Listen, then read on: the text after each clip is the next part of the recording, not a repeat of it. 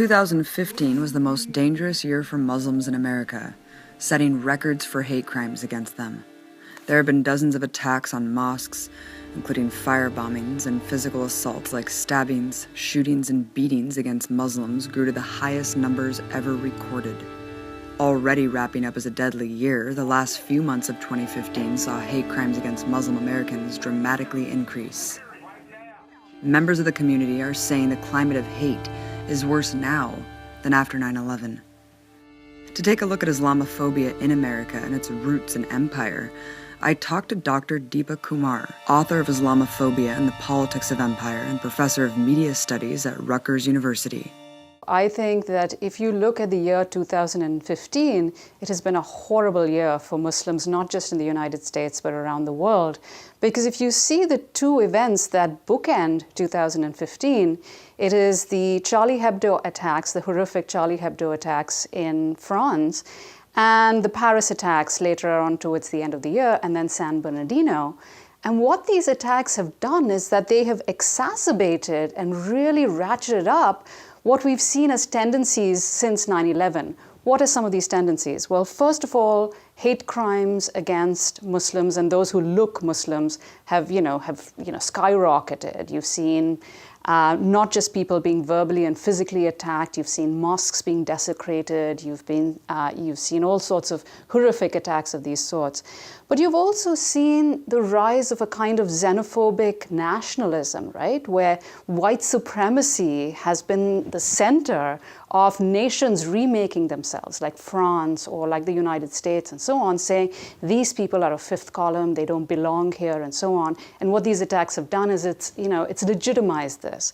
But what it's also legitimized is the various security apparatuses, right? So what happens after the Paris attacks is that the French police carries out more than 2,000 raids on Muslims, both citizens as well as immigrants, arrests hundreds of Muslims and so forth. And it legitimizes these activities by the state to keep us safe. So you've seen really an exacerbation of the logic of the war on terror take place over the last year. So I'm not surprised that many Muslims feel that today we're in a worse situation than we were back after 2001. How do you define Islamophobia? So Islamophobia is anti-Muslim racism, right? But what I want to argue is that it's more than just verbal attacks. It's more than people facing discrimination at work or facing insults or slights by people around them, what's called microaggressions. It's also more than physical attacks, hate crimes and those sorts of things. Islamophobia is these things, and people do experience verbal and physical attacks. But I want to argue, and in my definition of Islamophobia, is that it is an ideology that is tied to a set of practices that sustain and reproduce empire. I think it's very important to actually look at the structures of empire, because it's only when we do that that we get to the roots of what causes Islamophobia, why is it produced, who benefits from it, why does it proliferate in the way that it has over the last 15 some years. And this is not some sort of academic exercise. I am an academic, but this is not just some abstract exercise. I think it's important to get to the roots in order to more effectively fight this form of racism. That's why I've argued in the past that simply doing education around Islam or having interfaith dialogue, while important, is not enough. Because it's not simply about a set of bad ideas in people's heads, it's rooted into the very structure of empire. And that's where we need to target our attention and our energy and our activism. And one of the objections we hear consistently, particularly from right-wingers, is that Islamophobia does not and cannot exist because Islam's not a race. Your response? Well, they are right. That is to say, they're right in one part of it, is that Islam is not a race. Muslims are not a race. This doesn't mean that they don't face racism, right? So I think we've got to see that both go side by side. Muslims are not a race, but the racism that Muslims face are very real. There's been a systematic process since 9/11 to keep fear of Muslims and fear of terrorism alive in the American imagination. You talked about a Sikh man who was attacked last year. I think that's a really big clue as to how racism against Muslims actually works, or those who are perceived to be Muslims actually works, which is it's a form of cultural racism, right? That is based on turbans, people wearing turbans, or people wearing hijabs or other form of Islamic or religious clothing. There is an assumption that is made that these people all have a certain behavior that is constant. There is something about their nature that's constant, because when they practice Islam, they are programmed to be violent. They are programmed to be misogynistic. If you're a woman, you're programmed to be subservient. You're programmed to be a terrorist, and so on and so forth. And so there's this very systematic way in which an entire group of people are turned into a race, right, through this category of Islam, in the same way that Jews are turned into a race through the practice of Judaism and so on. And then the entire group gets targeted in these ways. Races don't exist naturally. They are produced, and they're typically produced by the elite in order to serve certain interests and to serve certain agendas. I think it's really important always to look at what historical conditions, what is going on in the political economy that leads to the production of races and that leads to this process of racialization. Because when we get to that, we get to the heart of why racism exists and how we can fight against it. I want to address another talking point that I hear used pretty often by people like Bill Maher, Sam Harris. 17% of Muslims in France support ISIS, things like this. What's your response to these kind of sweeping statements? Because people will constantly use them and say, look, we can't be Islamophobic because we're just criticizing the religion. And look, we're just looking at the data. Islam is practiced by 1.5 billion people around the world. It looks different in different countries, and there are just as many political views that people in Muslim-majority countries hold as there are in the West. So they're just as different a group and non-homogeneous a group as those in the West. What people like Bill Maher and people like Sam Harris do is they collapse all of those differences and they find data that suits their homogenizing mission in order to paint everybody with the same brushstroke. So one myth that gets peddled again and again is that Muslim women are just so horribly oppressed all over the world. Well, that's not true. I mean, first of all, let's admit that Muslim women, just like every other woman in the world, do face oppression. They do face, things like inability to get good jobs or lack of adequate pay or what have you. Women in the US, face the same sort of situation. However, conditions vary widely across Muslim-majority countries. In Saudi Arabia, a woman can't drive. But in Bangladesh, women have been elected to heads of state, not once but twice. Right? And so these are all different countries with different histories. There are regional differences. There are local differences. There are differences between country and town. And that diversity is simply not acknowledged by the likes of Sam Harris and the new atheists and all the rest of it. If anything, what they do is that they use the clash of civilizations argument. They somehow hold up this mantle of the West as being this place of enlightened values, and then, say that they want to critique all religions. But if you look at their work, the work of the new atheists, the sharpest knife is dug into Islam, right? That's true of Hitchens, it's true of Dawkins, it's true of Sam Harris, and so on. So they actually have an agenda, but they hide behind objectivity as a way to spout Islamophobia as academic, as research. Exactly. Last year in Texas, a Muslim man was outright executed. Before he executed this Muslim man, he said, "Go back to Islam." They haven't charged him with a hate crime. Authorities said that they don't have enough evidence to prove that he has hatred, even though multiple times on his social media accounts he's talking about Islam, Arabs, etc. I wanted you to talk about why the establishment is so hesitant to just call reality what it is, call these crimes what they are, and charge them accordingly.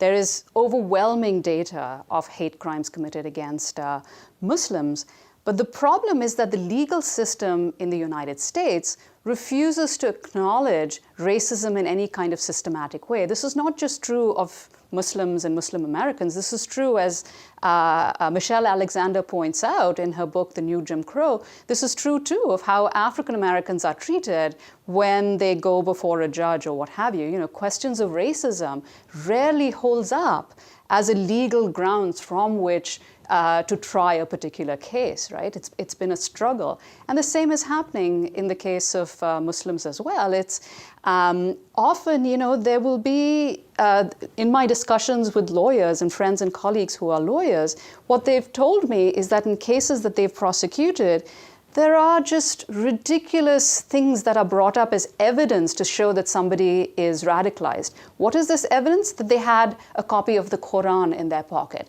That means this person must have been getting ready to commit a violent crime. That's ridiculous. That's Islamophobic. That's cultural racism, right? It's the idea I mentioned earlier that somehow Islam is this virus that programs people to go out and do murderous things. So I think there's a fundamental problem with the way the legal system works that does not acknowledge in any systematic way how racism operates in the actions that people take, violent actions that people take. Let me say this, I was following, you know, the sort of coverage of San Bernardino versus the Planned Parenthood shooting, and the differences could not be clearer, right, in terms of how perpetrators of gun violence are treated. So Planned Parenthood happens, the religion of Robert Deere barely mentioned, maybe a few mentions here and there, even though we know he's an evangelical Christian, even though we know he was a great admirer of this group called the Army of God,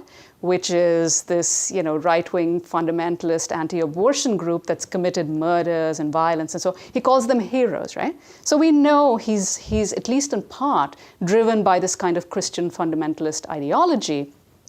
But that doesn't become part of the story, because the reason Robert Deere did this is because there's something wrong with him. There's something in his head that's wrong, you know, because we won't associate his actions with the actions of white Christians overall. We won't call on white Christians to apologize for the actions of Robert Deere. San Bernardino happens, and yes, these people are religious, they are fundamentalist, and so on. Now, however, even President Obama says, well, there is an extremist ideology that is spreading through Muslim communities and all Muslims have to take responsibility for it. Why? Why are Muslims any more responsible for the actions of the San Bernardino shooters than Christians for Robert Deere? You see the double standards, right? And so straight away, of course, the story is entirely about Islam. It's about the virus of Islam. It's about how Islam makes people do all sorts of violent things. And the war on terror becomes the way in which the story is spun. So, you know, one cheeky way of looking at this is to say they actually carried out what is a tradition that's as American as apple pie, which is shootings. You know, that really is so endemic to American society in a way that it's not to other societies. And we might see this as a sign of their integration, right? But in fact, of course, othering has become so much a part of media coverage, so much a common sense ideology that immediately there are frameworks that come into being that present their violence as somehow being tied to terrorism, as tied to Islam. Whereas our violence, right, people like Robert Deere and so on, those are just isolated individuals. The clash of civilizations, of course, is the ideology that Islam is destined to clash with the West, that our cultures are just intrinsically separate, and they can't ever coexist. But it seems like time and again this theme is one on part manufactured by the empire in terms of either destabilizing Middle Eastern countries that suppress progressive reform and also just exacerbate radical Islam. I wanted you to just mention this mantra and also the actual reality of empire and how it's perpetuated it. In particular, Bernard Lewis would write an essay titled The Roots of Muslim Rage, in which he argues that politics has nothing to do with why people in the Middle East may be angry with the United States or may have grievances with Europe, Western Europe. Colonialism has nothing to do with it. The formation of Israel has nothing to do with it. he says that there is an irrational rage that has spanned 14 centuries, which characterizes this inevitable clash. First of all, that's not true. It is not at all the case that the East and West have always clashed. There have been various periods of cooperation right through history, which I don't have the time to get into, but it's in my book. But it becomes a convenient way in which to define the politics in the post-Cold War era. Right? So one enemy is gone that justifies US imperialism and US reach all over the world. What is it going to be substituted by? And Samuel Huntington, actually, the political scientist, would pick up this term, clash of civilizations, and his theory of what politics would be characterized by in the post-Cold War world is the following. Conflict is not going to be political, conflict is going to be cultural. Right? And Mahmoud Mamdani, who's written this book called Good Muslim, Bad Muslim, says that what that does is it very conveniently displaces all the political stuff onto the cultural terrain. And now we don't have to talk about occupation. We don't have to talk about war. We don't have to talk about drone strikes, which is what we see in the era of the war on terror. We'll just call it a clash of cultures. You know, these people, they like to wear hijabs. That's why we don't, get along with them and so on. Never mind that every democratic movement that's existed in the Middle East has been squashed by the US government in order to keep oil flowing, in order to keep alive the dictators who are the allies of the US, and so forth. All of those political grievances get sidelined, and instead culture becomes the focus. And I think that's an extremely problematic way to look at what is fundamentally a political issue. So what are the roots of Islamophobia, and how is it related to empire maintaining itself? So all empires, at least most empires, rely on some form of othering in order to justify wars, in order to justify taxation, in order to justify conscription, and so on and so forth. I mean, this is not just true of American imperialism, and I will talk about American imperialism, but I want to actually start all the way with antiquity, with the Roman Empire, right? Rome was this massive empire that stretched from England, Hadrian's Wall in England, all the way to the Euphrates, covering parts of North Africa and the Middle East and so forth. And the question is, how did the Roman Empire actually manage to do this? So when the Romans went about conquering people, right, in England or in France or what have you, one of the first things that they would do is try to inculcate them in Roman values, Roman lifestyle, Roman culture, Roman architecture, and so on. And when the people accepted these cultural values of Rome, they became Romans, right? And so this large empire, everybody was considered a Roman. But for people who were not as easily conquered, who resisted, and who wouldn't come under the Roman fold just as easily, there was a term invented for them. They were called barbarians, right? And the Romans invented this very interesting hierarchy, this kind of typology, which was the following. They said, all human beings have two elements that define them. One is the physical body. The other is the mind. It is intelligence. It is spiritual rationality, stuff like that. And what they would argue is that Romans, not all Romans, elite Romans, are driven by the mind. The mind controls the body. They are rational, they're intelligent, and in that sense they're closer to God. Whereas the barbarians are closer to animals because the body controls the mind. And therefore they are inferior, and therefore it's justified that we go off and kill them and bring their people and make them slaves. Or, one of the routine form of entertainment in Rome is that the barbarians would be brought to these amphitheaters and killed, either by animals or gladiators or what have you. So that's Rome. Now let's move to the United States. I think there are a lot of similarities, but also some differences, right? The US takes over the reins of the Middle East from France and Britain in the post-Cold War period. And in fact, actually, NSC 68, which is the secret policy document that I believe is written in 1950, would lay out quite clearly why militarism is going to be the key way in which the US is going to fill the vacuum left behind by the collapse of European empires, the rise of the Soviet Union, and how the world has now become a battlefield. And militarily, that's how the US is going to assert its hegemony. In the Middle East, it has many geostrategic interests, rivalry with the Soviet Union, but oil certainly is a part of the story. And Daniel Yergin tells us that part of what he calls the post-war petroleum order is about creating a certain arrangement between oil-producing states, states to which oil would flow, so that cheap oil would be available for the reconstruction of Europe, right? The Marshall Plan and so on, because Europe is destroyed by World War II. So anyone who disrupted this post-war petroleum order was necessarily an enemy. They were either hand in glove with the Soviet Union, or they were just barbaric, people who lived in the deserts and so on, who needed to be taken out. And so that's the mythology. They learn the Orientalist language from Europe and start to apply it to people of Middle Eastern origin as a way to establish control over the flow of oil. So these ideas don't just exist in ether, in Hollywood films or in novels and so on for no reason. They are systematically reproduced in the academy, they are reproduced in think tanks, they are used by political figures, they are reproduced in the media and so on as a way to justify US policy. And of course, at first it's about demonizing the Arab, but then the demonization of the Arab turns into the demonization of the Muslim. Of course, today we don't throw Muslims and Arabs to the lions.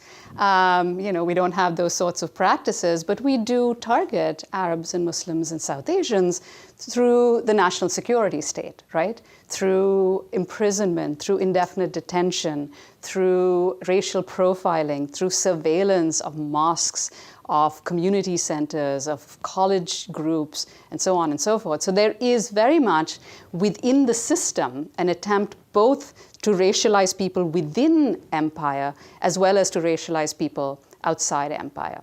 Now, I've spoken to the similarities, right? But I do want to make a point of what the differences are. So the key difference really is that racism as a systematic ideology and a set of practices actually is modern in origin. That is, it comes into being only with the birth of capitalism. And so there are some very important ways in which othering under Rome or othering by various feudal monarchs in the Middle Ages and so on is different from the kind of racism that we see today.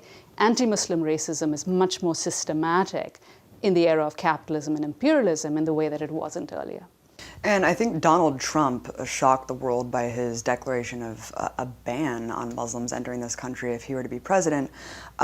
This could just be hyperbolic, but at the same time, his new campaign ad is actually doubling down on this and making it one of the main pillars of his whole campaign. It's just shocking. What is the political significance of what we're witnessing here? Donald Trump is basically stating out loud and making explicit what actually has been US policy for the last few decades. That is, if you look at the mass deportation of immigrants under Obama, it's huge. Over 2 million people have been deported. But you don't talk about that. In polite society, you don't say such things. And Donald Trump is actually giving voice to some of the most horrific, racist, rabid, right-wing rhetoric. When he says, let's prevent Muslims from coming in, or let's create a registry and a database to document, all Muslims, you don't say that if you are a respectable politician. But in practice, we have been doing that, right?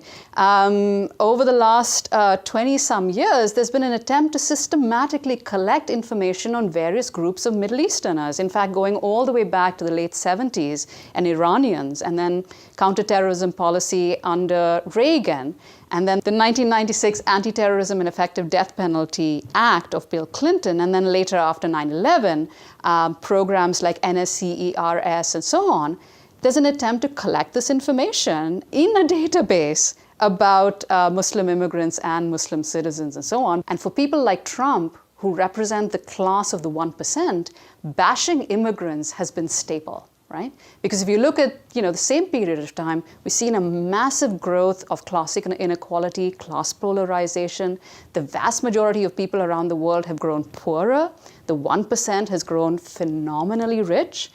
There have been cuts in social services, attack on the welfare state, tuition costs for colleges have been growing up, healthcare costs have been growing up. This is the neoliberal system. But rather than blame the 1%, the regime of the 1%, it's easy to bash immigrants. And you've seen this logic everywhere. This is not just a Western European or American phenomenon. in Russia, in Australia, in India, in Myanmar, all over the world. This agenda, right, this Islamophobic agenda has helped to deflect attention away from the structural inequality and to point fingers to scapegoat Muslims as a way to get people to fight with each other rather than to look at the structural problems caused by neoliberalism. And so I think to see Donald Trump as some sort of lone wolf who's responsible for the escalation of Islamophobia or who's otherwise corrupting a great political system, I think is deeply problematic because Donald Trump is just a part of a larger system which both Democrats and Republicans are responsible for creating. What can we do as non-Muslims who are just appalled by this Islamophobic rhetoric do to build solidarity and internationalism with the Muslim community? One of the things I started this discussion with is to say that we need to understand the roots of Islamophobia. We need to understand that it's more than just a set of bad ideas or prejudices in people's head, but in fact, it is an ideology and a set of practices that make the war on terror possible, right? It is what sustains the war on terror. And so the first thing we have to do is to recognize that simply combating these bad ideas is not enough, although that's important. I think if we don't get to the root of what causes Islamophobia, which is empire, which is the national security state, which is the neoliberal order in which we live in, and the class power that sustains all of this, if we don't target that, and if we don't target and dismantle imperialism and capitalism, then we're not going to do away with Islamophobia. As we hold counter demonstrations when the far right, for instance, is attacking a Muslim mosque or a Muslim community center, at the same time as we write articles, at the same time as we do education, if we don't have a long-term strategy that is targeted at opposing these structures of empire and neoliberalism, then we wind up doing things in the short term which may actually create the same problems again in the middle term, and we wind up fighting these fights again and again. So we've got to have a short-term strategy, but we have to keep the long-term goal in mind. And we need to come together across national lines and build a global movement that can take on the regime of the 1% and actually one that prioritizes the interests of the 99%.